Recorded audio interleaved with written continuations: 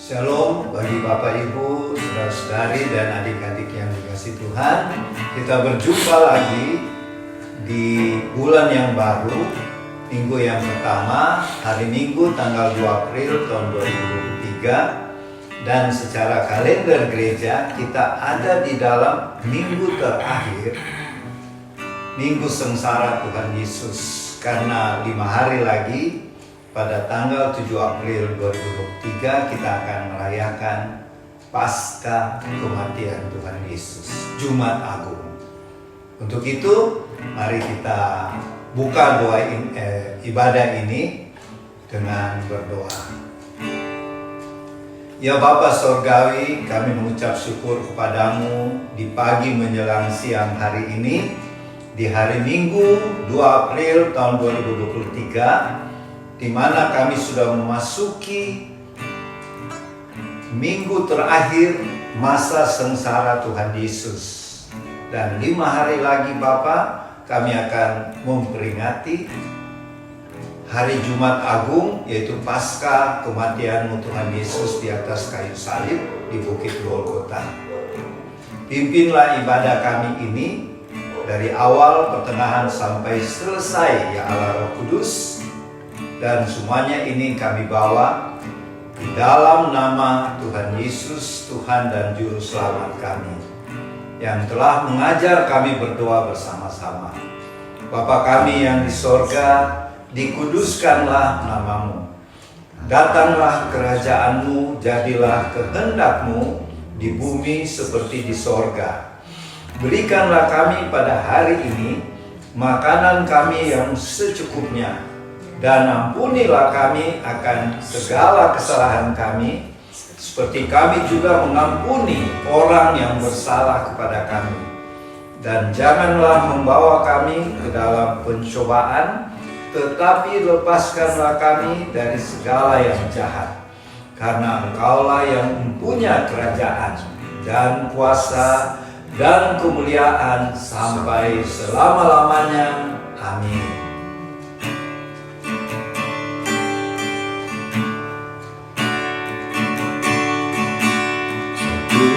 Yang ku rindukan, ya Tuhan,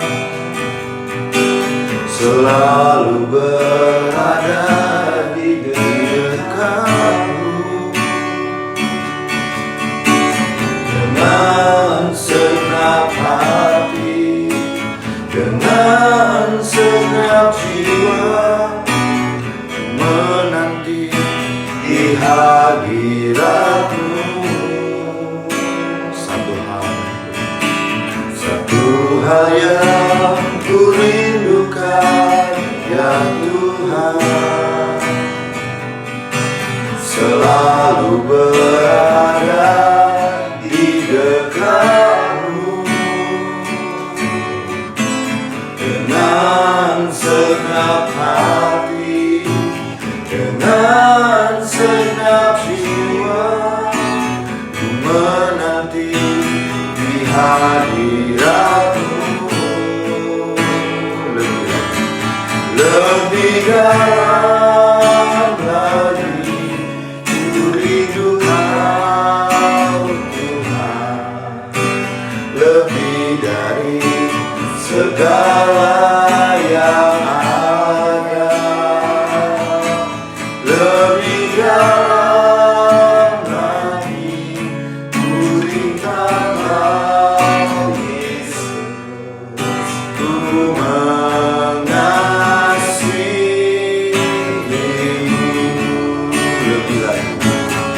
lebih dalam lagi ku rindu Kau Tuhan, lebih dari segala yang ada.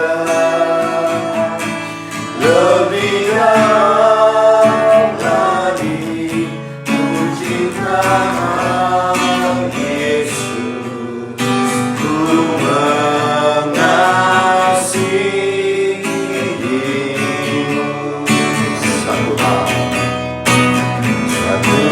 yang ku rindukan, ya Tuhan,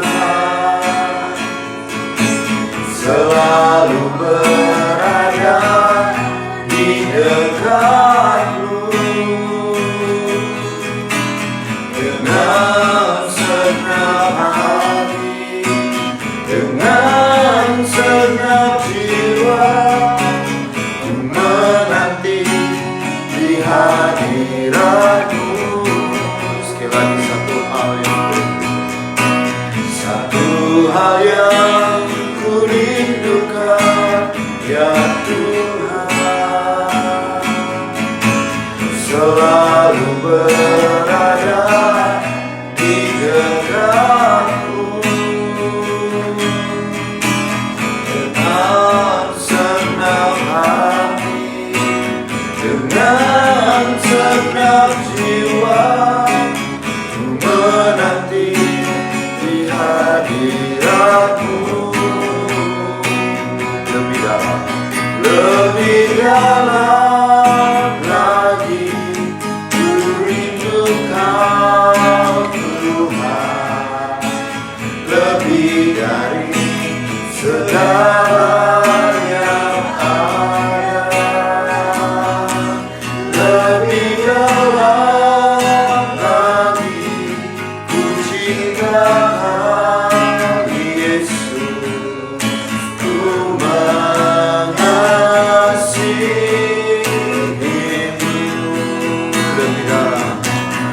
lebih dalam lagi ku cinta Kau Tuhan, lebih dari segala yang ada. Lebih dalam lagi ku cinta Kau Yesus, ku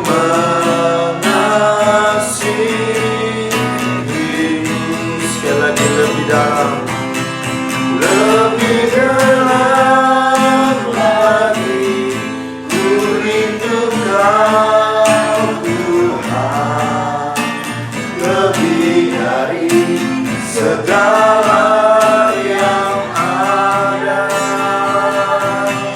Lebih dalam lagi ku cinta Kau Yesus,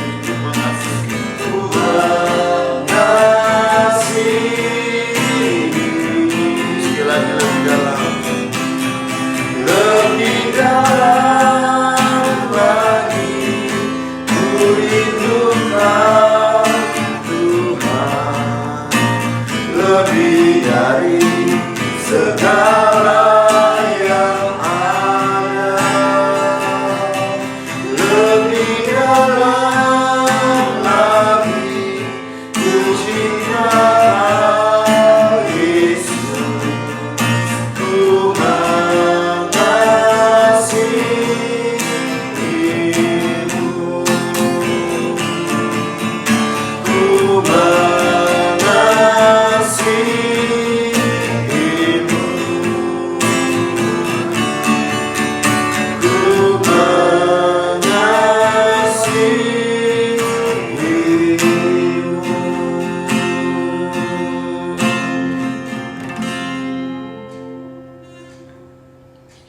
Bapak Ibu, saudara-saudari dan adik-adik yang dikasihi Tuhan, sekarang kita masuk dalam pemberitaan firman Tuhan. Kalau di minggu-minggu yang lalu kita membahas tentang kitab Wahyu ya, tapi khusus hari Minggu ini dan selama masa raya Paskah, dan kita sekarang dalam masa sengsara minggu terakhir Tuhan Yesus, sehingga kita perlu membahas dari firman Tuhan dari kitab Injil Yohanes pasal 12 ayat 1 sampai 8. Kita sediakan kitab Injil Yohanes pasal 12 ayat 1 sampai 8. Kita berdoa.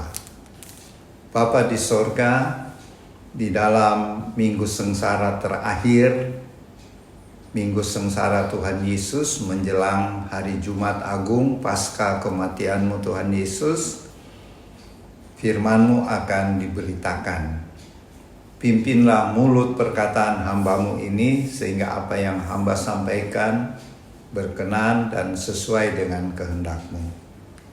Roh Kudus, pimpinlah hamba-Mu dan pimpinlah kami semua yang mendengarkan supaya kami bisa menjadi pelaku-pelaku firman. Berfirmanlah ya Tuhan, kami siap mendengarkan. Di dalam nama Tuhan Yesus. Amin.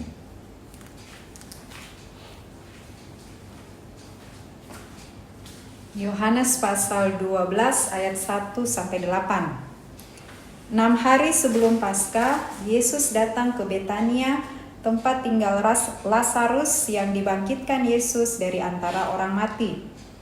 Di situ diadakan perjamuan untuk dia dan Marta melayani, sedang salah seorang yang turut makan dengan Yesus adalah Lazarus.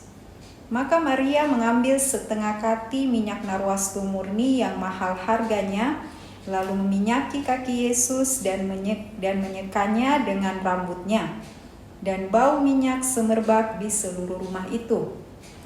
Tetapi Yudas Iskariot, seorang dari murid-murid Yesus yang akan segera menyerahkan dia, berkata, "Mengapa minyak narwastu ini tidak dijual 300 dinar dan uangnya diberikan kepada orang-orang miskin?" Hal itu dikatakannya bukan karena ia memperhatikan nasib orang-orang miskin, melainkan karena ia adalah seorang pencuri. Ia sering mengambil uang yang disimpan dalam kas yang dipegangnya. Maka kata Yesus, "Biarkanlah dia melakukan hal ini mengingat hari penguburanku. Karena orang-orang miskin selalu ada pada kamu, tetapi aku tidak akan selalu ada pada kamu." Amin.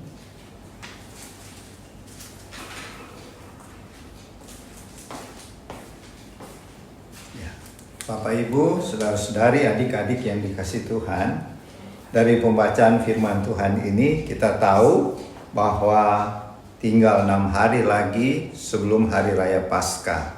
Hari Raya Paskah itu adalah peringatan waktu bangsa Israel di Mesir, ya, di tanah Goshen.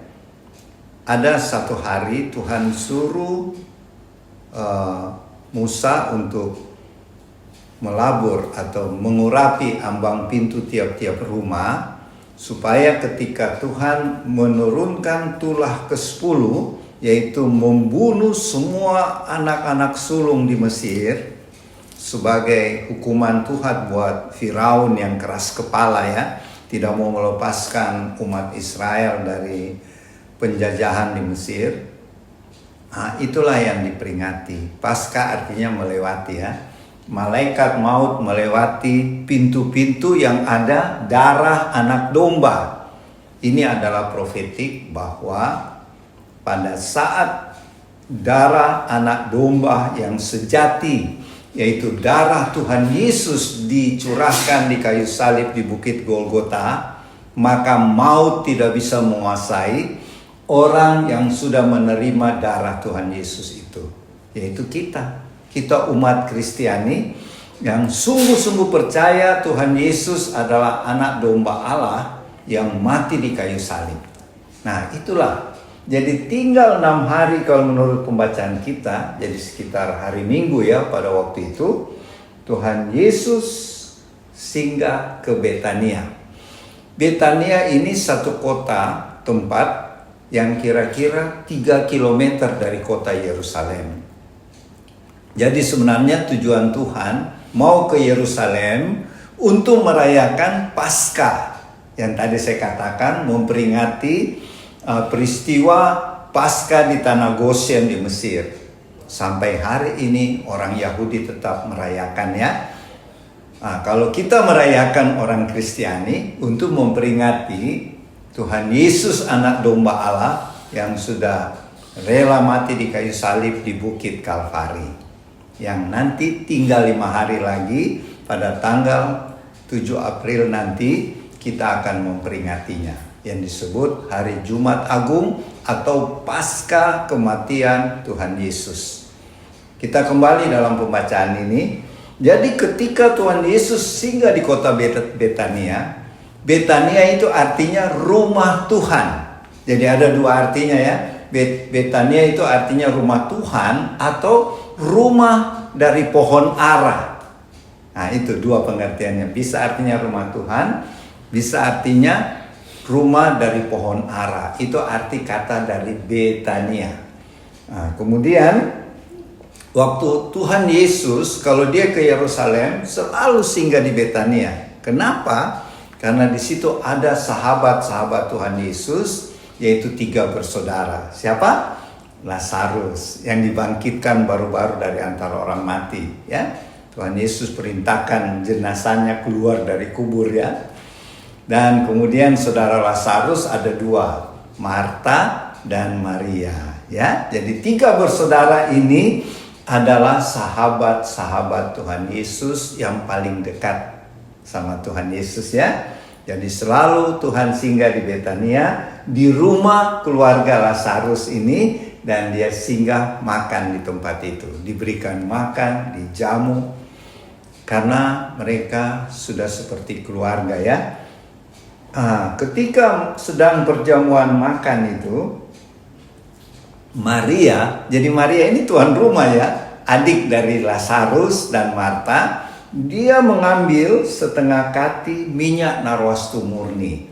Kemudian minyak narwastu murni yang harum dan mahal harganya, dia tumpahkan di kaki Tuhan Yesus. Dia meminyaki kaki Tuhan Yesus, dan dengan rambutnya dikeringkan minyak itu, diseka, ya. Dan bau minyak yang sangat harum semerbak di seluruh ruangan. Dan apa reaksi dari Yudas Iskariot, salah satu murid Tuhan Yesus? Kenapa minyak narwastu yang mahal itu? Sayang, ya, cuma dibuang-buang begitu menurut Yudas, ya. Padahal kalau dijual bisa laku 300 dinar, ya. Kalau kita konversi ke uang zaman sekarang, 300 dinar itu sekitar 50 juta rupiah. Jadi minyak wangi narwastu itu 50 juta rupiah, ya.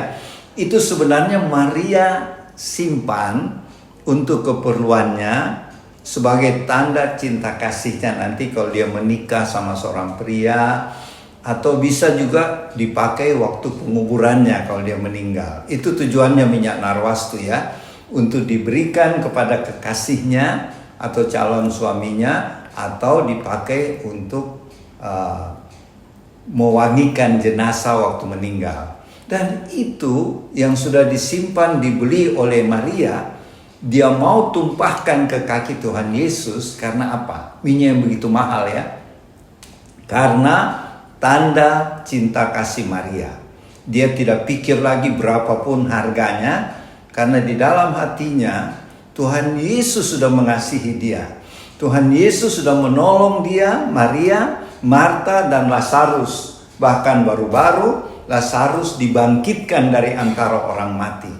Itu buat Maria sungguh kasih Tuhan yang dia rasakan besar sekali, sehingga dia merasa Tuhan layak menerima minyak narwastu yang mahal ini yang dia curahkan di kaki Tuhan Yesus, ya. Kemudian dia seka dengan rambutnya, dan komentar Yudas sepertinya benar, ya.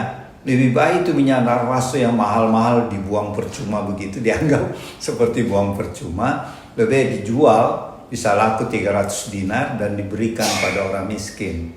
Tapi Yohanes yang menulis Injil ini dia tahu kemudian, ya, ternyata si Yudas ini adalah bendahara, ya, pemegang kas murid-murid Tuhan. Dia selalu mencuri uang kas. Jadi dia omong kosong saja, bilang lebih kasih orang miskin, ya. Dan betul kata Tuhan Yesus malah membela Maria. Dia katakan, orang miskin itu ada tiap hari. Biar nanti saya sudah pergi, orang miskin tetap ada padamu. Tetapi Maria, dia membuat yang terbaik buat saya sebelum penguburanku. Kenapa Tuhan bilang sebelum penguburan? Karena orang pasti tahu, ya, satu saat semua orang akan mati. Apalagi Tuhan Yesus sudah 3 kali bilang sama murid-muridnya, dia sebagai Mesias akan dianiaya, disiksa, bahkan sampai mati nanti. Jadi Tuhan sudah 3 kali, kalau kita baca firman Tuhan, Sudah 3 kali Tuhan kasih tahu sama murid-muridnya. Tapi mungkin mereka tidak terlalu perhatikan ya. Mereka cuma pikir kapan Tuhan Yesus jadi raja. Sedangkan Maria tetap ingat apa pesan-pesan Tuhan, apa pengajaran Tuhan. Jadi dia tahu mungkin tidak lama lagi Mesias ini akan meninggal, jadi saya curahkan minyakku yang paling mahal. Jadi Bapak Ibu, adik-adik, saudara-saudaraku yang dikasihi Tuhan, apa kita dapat belajar dari firman Tuhan hari ini?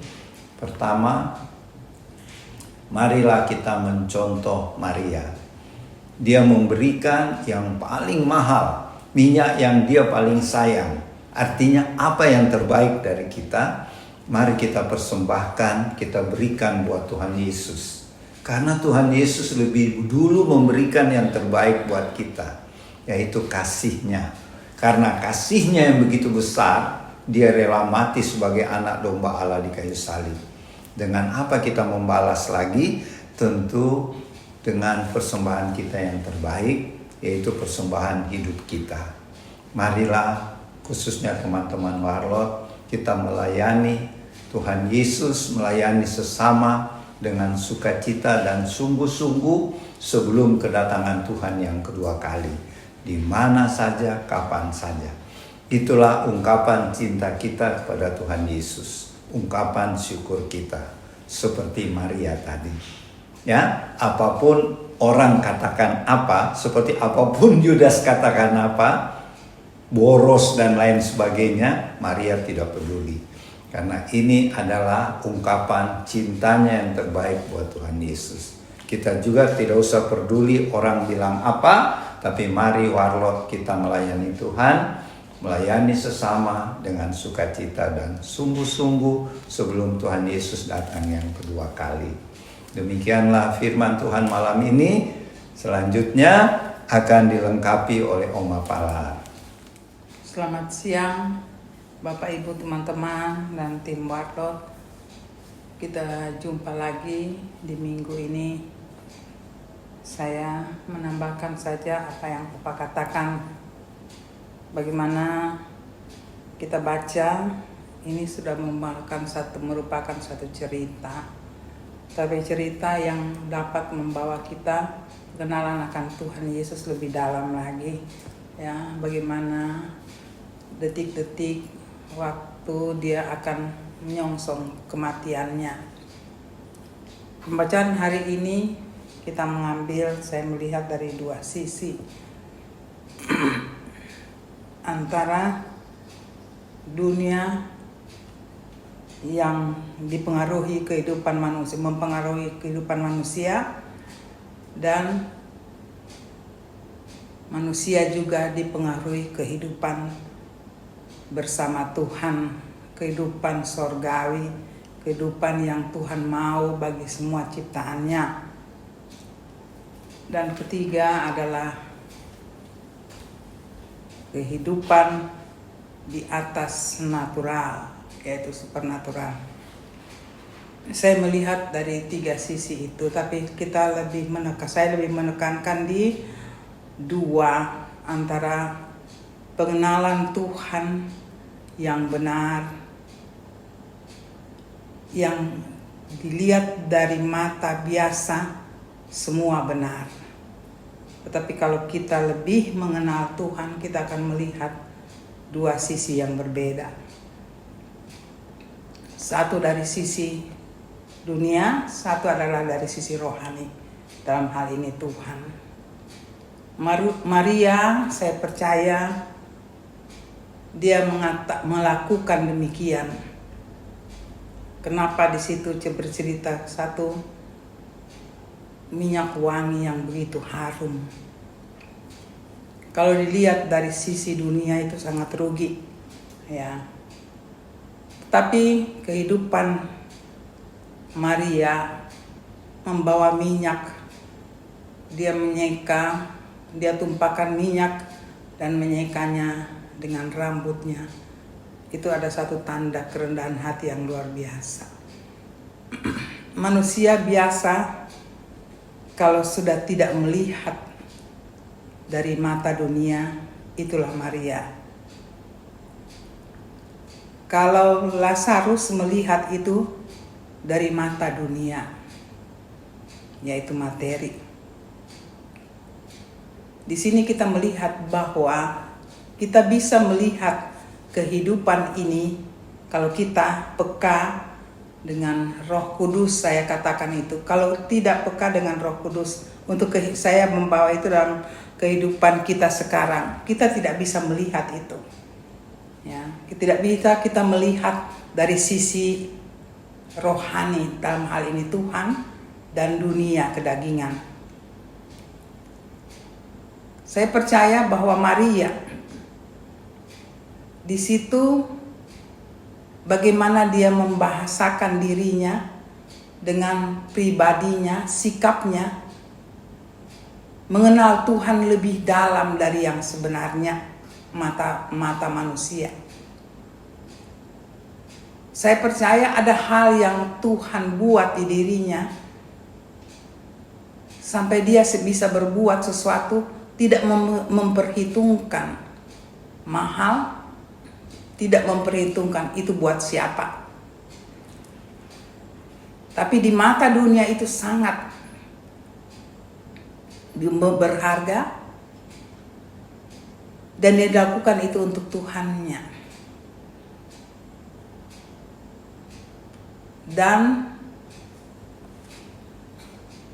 Yudas melihat dari mata dunia.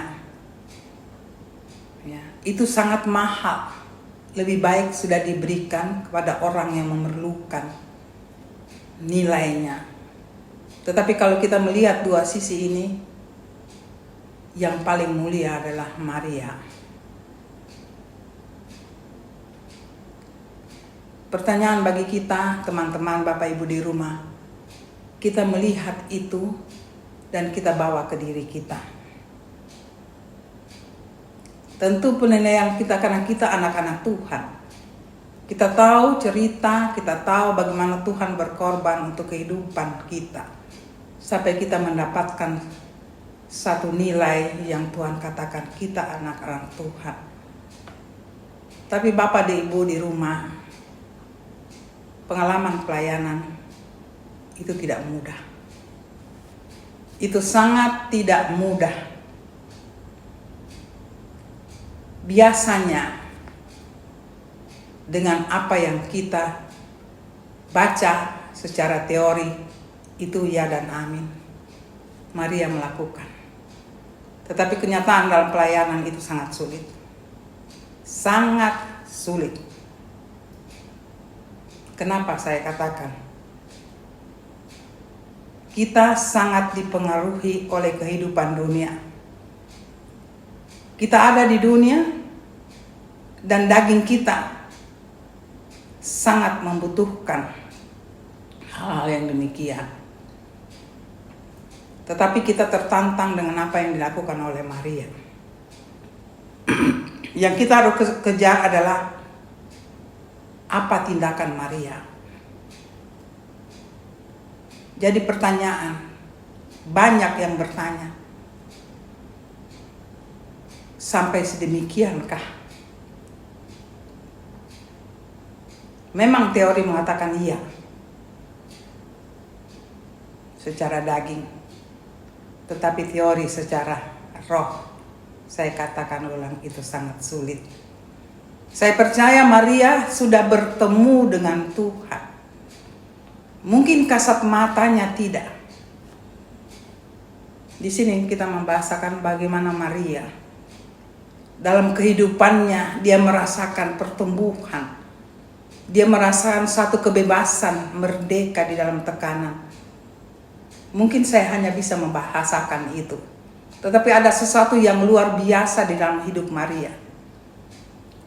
Sampai minyak yang mahal pun dia tidak menjadi perhitungan untuk kehidupannya. Dia melihat kalau dia sendiri membebaskan kehidupannya. Saya mungkin cerita lebih dalam. Saya sudah pernah dengar, tapi saya tidak mau lebih dalam. Tapi saya tahu bahwa Maria itu di hidupnya dimerdekakan, dibebaskan dari kehidupan dunia, dan dia merasakan kehidupan di dalam Tuhan. Kalau kita demikian, kalau saya menghimbau Bapak Ibu, kita bisa lihat kehidupan masing-masing hidup kita. Kalau kita seperti Maria, atau kita melayani, kita menemukan orang-orang demikian, kita sudah harus tahu bahwa hidup orang itu sudah ada jamahan yang luar biasa dari Tuhan. Kita tertantang untuk kehidupan kita demikian. Saya katakan mengulangi bahwa itu tidak mudah. Ya. Banyak teori, kita tahu semua, tapi begitu masuk tidak. Sulit sekali. Jadi itu kalau kita melihat di mana Tuhan, mana dunia. Kalau kita sudah bisa membedakan, berarti mata kita adalah mata Tuhan. Dan kita sendiri akan meminta pada Tuhan. Kita bisa mempraktekkan itu. Nah, dua sisi ini saya tidak panjang Bapak Ibu. Bapak Ibu pasti sudah tahu di bagaimana kondisi yang kita harus pilih dan kita harus alami itu. Saya tidak mengetahui masing-masing pribadi, Bapak Ibu, teman-teman di rumah, apa yang terjadi dalam kehidupan masing-masing. Tapi mari kita renungkan. Di dalam Tuhan, di saat kita sudah dijamah Tuhan, kita tidak ada lagi hitung-hitungan. Sampai sering yang kita dengar, kalau bukan Tuhan, saya tidak ada apa-apanya. Itu tercetus dalam sikap perkataan, dalam sikap kehidupan tindakan kita, dan cara berpikir kita. Kalau itu sudah mempengaruhi, perhitungan kedagingan tidak ada. Kita bisa menilai di situ. Tuhan kasih memberikan kita pengetahuan yang luar biasa. Asal kita di dalam Tuhan. Kita ikuti apa yang Tuhan firmankan.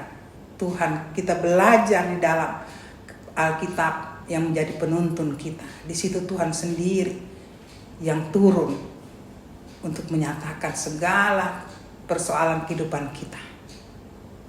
Kiranya ini jangan menjadi cerita. Ini kita harus praktekkan.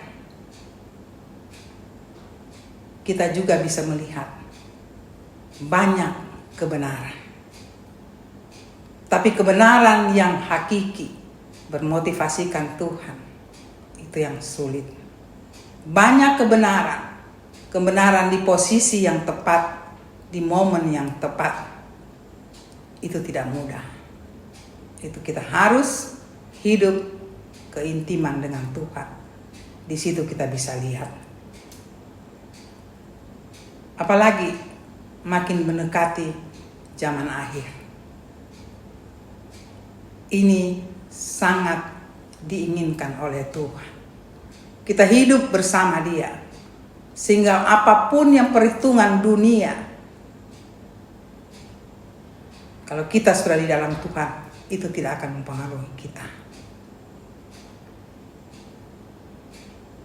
Dunia, kalau kita lebih besar pikiran, kedagingan kita soal dunia, kita mudah jatuh. Pembacaan malam ini menantang kita. Kita pilih yang mana? Kita pilih yang mana?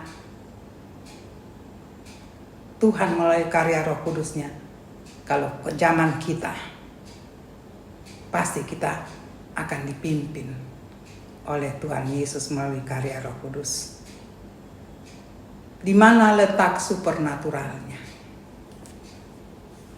Supernaturalnya, saya percaya waktu itu murid-muridnya pun belum tahu.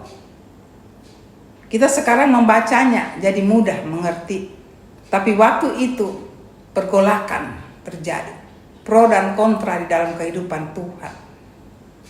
Tuhan membuat satu gerakan yang luar biasa. Ada hal yang muridnya tidak tahu. Apa yang akan terjadi.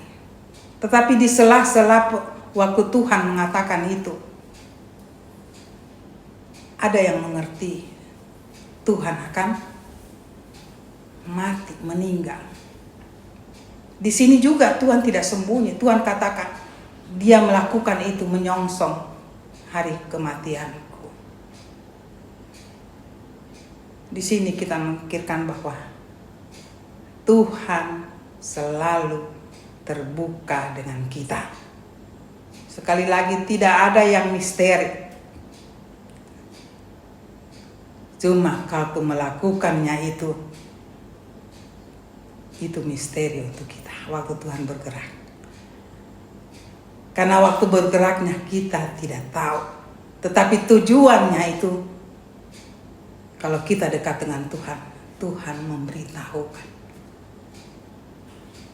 rencananya. Nah, di dalam hal ini, apakah kita mau mengikuti Tuhan? Ada tindakan supernatural di situ, tetapi hanya orang yang dekat dengan Tuhan bisa mengerti. Dan di situ banyak pertanyaan-pertanyaan yang kita baca menyongsong kematiannya.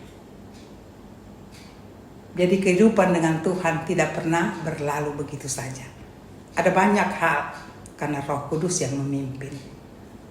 Jadi malam ini sebentar lagi kita memperingati hari kematian. Mari kita lihat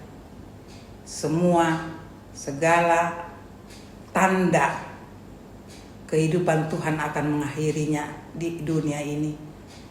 Itu menjadi pelajaran untuk kita. Tapi kita memilih cara Tuhan. Kiranya ini Bapak Ibu, teman-teman di rumah, saudara-saudari, ini menjadi contoh bagi kita. Dekatlah dengan Tuhan.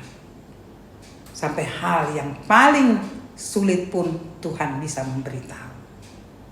Tidak memperhitungkan dunia, tetapi Tuhan akan memberitahu semuanya yang melalui Tuhan, dan kita melihat dunia ini dengan mata Tuhan. Terima kasih, hanya ini saya hanya menambahkan sedikit. Kiranya ini bermakna bagi Bapak Ibu saudara-saudari di rumah. Dan sekali lagi mungkin akan tambahan-tambahan dari Tuhan dengan karya Roh Kudusnya. Bapak Ibu akan menyelidiki lagi lebih dalam apa yang kita baca malam ini. Tuhan memberkati sampai kita bertemu lagi. Maranatha di minggu depan. Amin. Bapak Ibu, saudara-saudari dan adik-adik yang dikasih Tuhan, setelah firman Tuhan tadi ditaburkan tentang Maria mengurapi Tuhan Yesus di kota Betania, di rumahnya sendiri. Dan saat ini kita akan mengikuti perintah Tuhan Yesus, yaitu melakukan Holy Communion. Untuk itu, mari kita berdoa. Bapa, terima kasih buat firman-Mu. Jadikanlah kami pelaku-pelaku firman-Mu, seperti Maria mempersembahkan yang terbaik, termahal buat Tuhan Yesus. Ajarlah kami juga dapat melakukan hal yang sama. Dan saat ini kami mohon, ampunilah dosa-dosa kami juga mengampuni sesama kami. Sucikanlah kami dengan kuasa darah-Mu yang kudus Tuhan Yesus, agar kami layak menerima hosti dan anggur yang adalah tubuh dan darah-Mu. Di dalam nama Tuhan Yesus. Amin.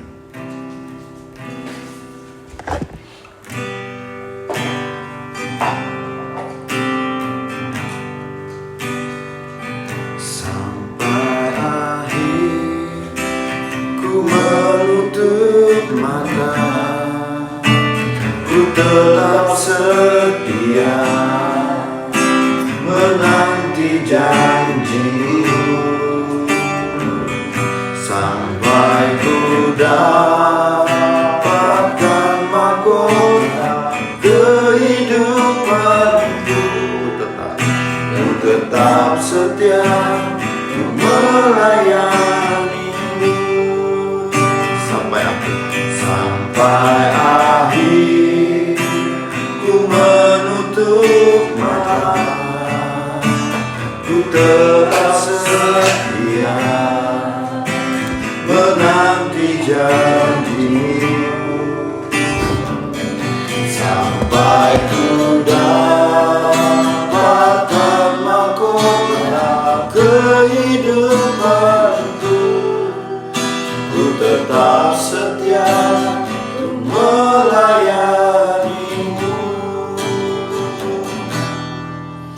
ku tetap setia untuk melayanimu.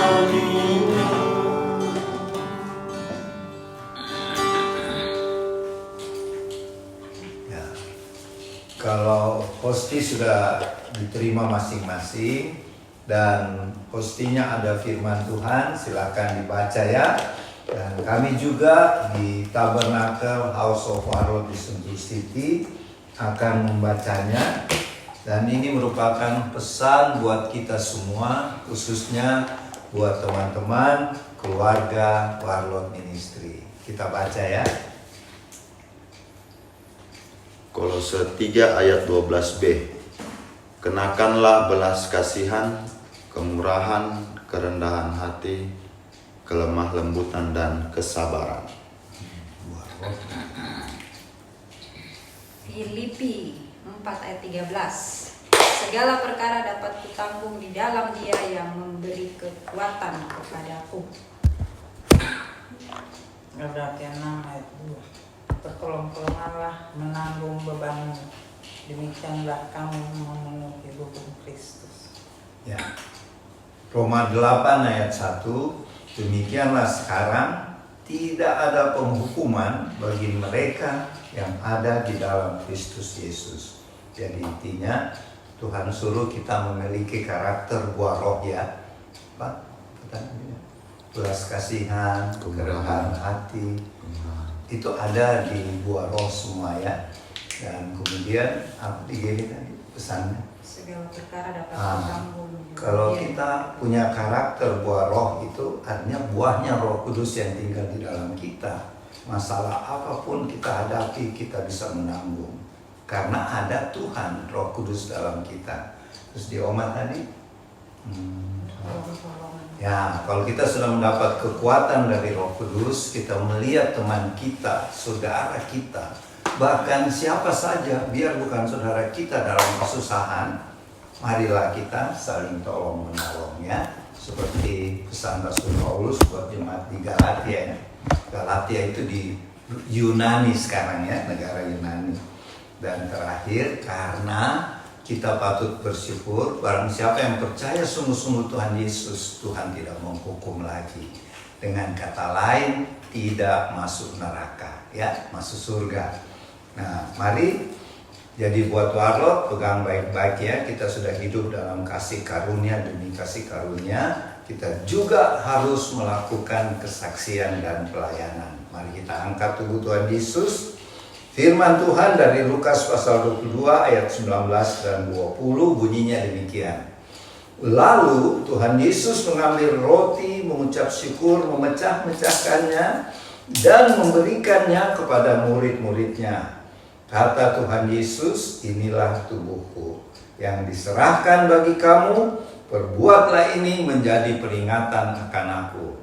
Kita ucapkan sama-sama, tinggal 5 hari lagi Tuhan Yesus, kami akan memperingati kematian-Mu di kayu salib di Bukit Golgota pada hari Paskah kematian-Mu.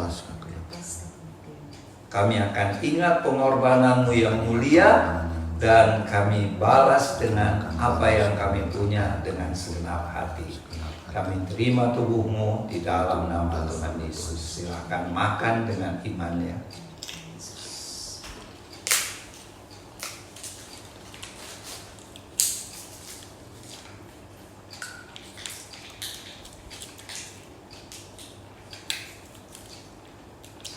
Terima kasih Tuhan Yesus. Kita angkat cawan perjamuan Demikian juga dibuat Tuhan Yesus dengan cawan sesudah makan. Tuhan Yesus berkata, cawan ini adalah perjanjian baru oleh darahku yang ditumpahkan bagi kamu. Kita ucapkan sama-sama, terima kasih Tuhan Yesus buat darahmu yang suci, darah anak domba Allah yang sudah memeteraikan kami menjadi warga-warga kerajaan sorga. Nama kami sudah dicatat di dalam kitab kehidupan anak domba di sorga, dan kami juga dimeteraikan menjadi duta-duta kerajaan Kristus. Kami terima darah-Mu Tuhan di dalam nama Tuhan Yesus. Silakan minum dengan iman. Kita ucapkan syukur dengan kita memuji Tuhan.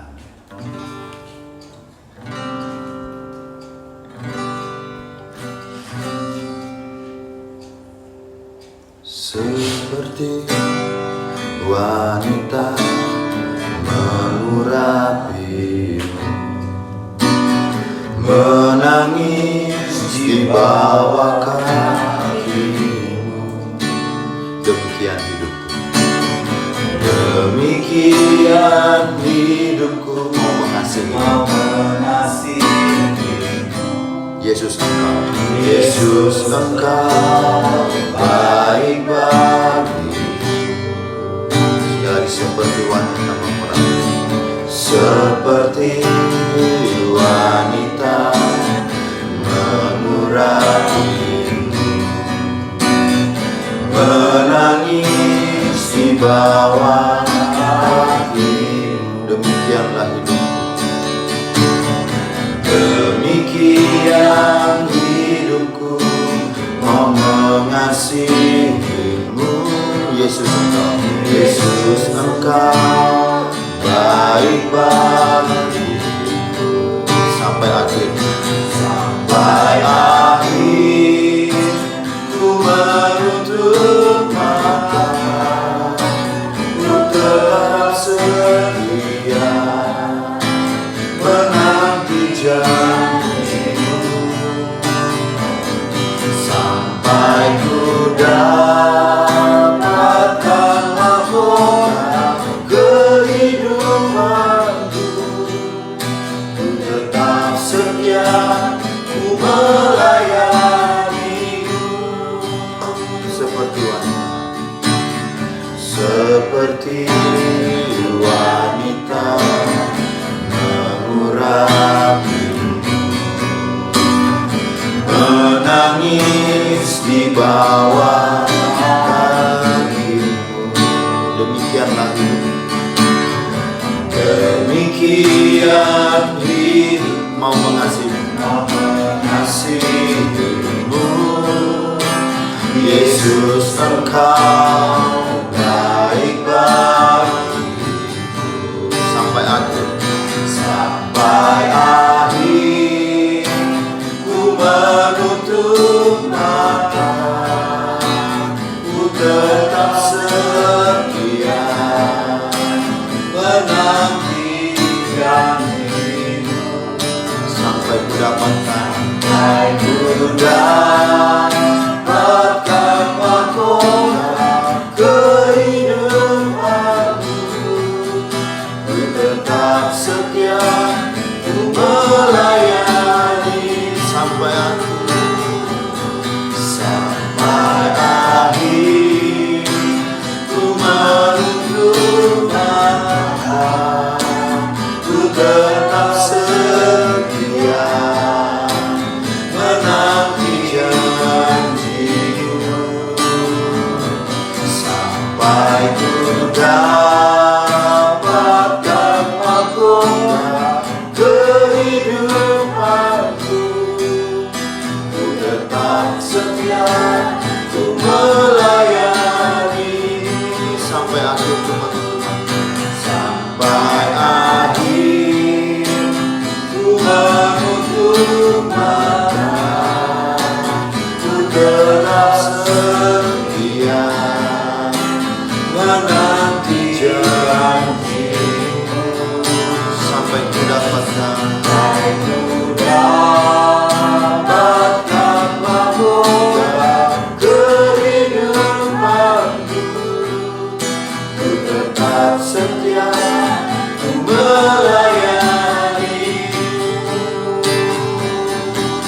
tetap setia, tetap setia untuk melayani.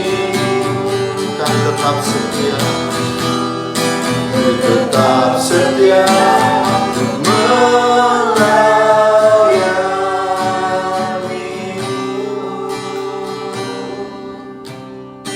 Tuhan Yesus, itulah menjadi kerinduan hati kami, tekad kami untuk terus tetap setia melayani-Mu Tuhan, sebagai ungkapan kasih kami kepadamu yang sudah lebih dulu mengasihi kami, bahkan membayar lunas semua dosa-dosa kami di atas kayu salib di Bukit Golgota.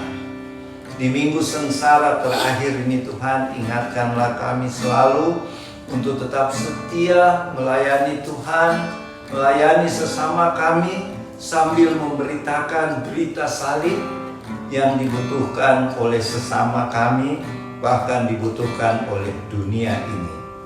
Terima kasih Tuhan untuk kepercayaan yang Tuhan berikan kepada Warlot Ministry, kepada kami untuk menjalankan amanat agung-Mu ini. Terima kasih Tuhan.